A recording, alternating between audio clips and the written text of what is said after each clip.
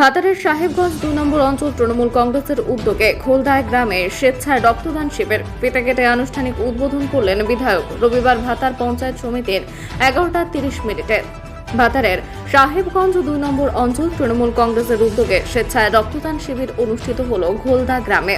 এখানে 50 জন রক্তদাতা স্বেচ্ছায় রক্তদান করেন। এই রক্ত তুলে দেওয়া হয় বর্ধমান মেডিকেল কলেজ হসপিটালের হাতে। এছাড়াও বেশ কিছু দুস্থ মানুষকে বস্ত্র বিতরণ করা হয়।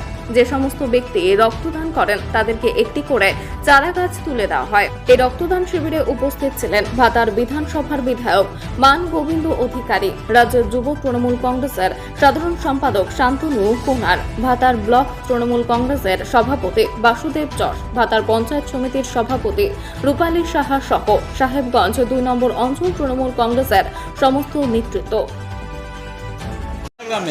গোলদা গ্রামে আজকে রক্তদান শিবির আছে আমাদের তৃণমূল কংগ্রেসের পক্ষ থেকে। এখানে আজ পঞ্চায়েত প্রধান রক্তদান হবে। এখানে আমাদের গোলদা গ্রামের যে সভাপতি আছেন জওহরলাল শেখ জওহরলাল, তার উদ্যোগে এবং গোলদা গ্রামের তৃণমূল কংগ্রেসের উদ্যোগে আজকে রক্তদান শিবির। এখানে প্রধান আছেন, এক্স প্রধান আছেন, সাতগোষ্ঠী আমাদের সভাপতি আছেন, আমাদের পঞ্চায়েত সমিতির প্রেসিডেন্ট, এডওয়ার্ডের প্রধান, সকলে উপস্থিত আছেন। হ্যাঁ, আমাদের প্রধান অতিথি বিল্লভ গ্রামের প্রধান সাহেব উনি আছেন আমাদের আজকে এখানে।